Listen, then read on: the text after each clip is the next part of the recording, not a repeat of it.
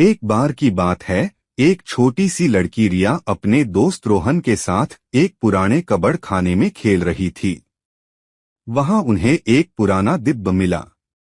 जब उन्होंने उस डिब्बे को खोला तो उसमें एक चमकते ह्यू पेंसिल और एक पुराना किताब मिला। उस किताब को पढ़ते ही उन्हें पता चला कि ये पेंसिल जादुई है और इसे जो भी चित्रण बनाया जाएगा वो सच में जिंदा हो जाएगा।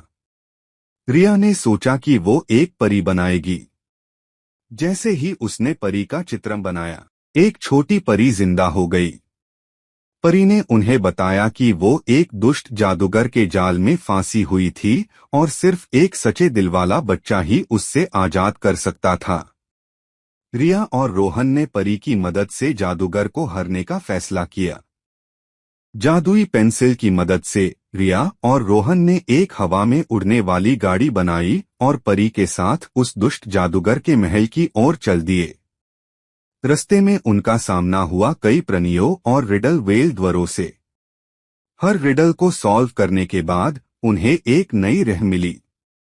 जादूगर के महल के पास पहुंचने पर उन्होंने देखा कि महल एक बड़ी सी झील के बीच में है। परी ने बताया कि झील में कई जादुई मछलियां हैं जो किसी को भी महल के करीब नहीं जाने देती। रिया ने जादुई पेंसिल से एक सुंदर जहाज बनाया जो उन्हें झील पार करने में मदद करे। जब वे महल के अंदर घुसे तो उनका सामना जादूगर के सैनिकों से हुआ। रोहन ने अपनी ताकत और रिया ने अपनी समझदारी से सैनिकों को हराया। आखिरकार वे दुष्ट जादूगर के सामने पहुंच गए। जादूगर ने अपने जादुई शक्तियों का प्रयोग करके उन्हें रोकने की कोशिश की, पर परी ने अपने जादुई बाल से उन्हें सुरक्षित रखा। जादूगर ने कहा, तुम मुझे नहीं हरा सकते, मेरे पास अत्यधिक शक्तियां हैं। तब रिया को याद आया कि जादुई पेंसिल के माध्यम से उन्होंने जो भी बनाया था वो सच में हो गया था।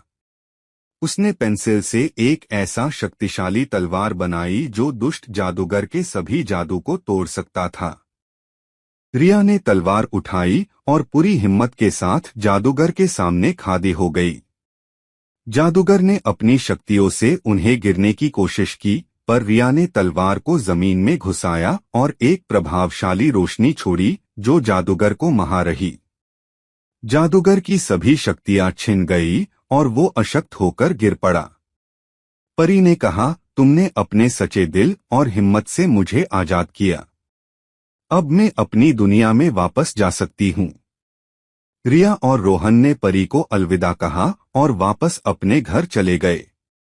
वे दोनों इस अद्भुत अनुभव को कभी नहीं भूल पाए और अपने दोस्तों को ये रोमांचक कहानी सुनाई।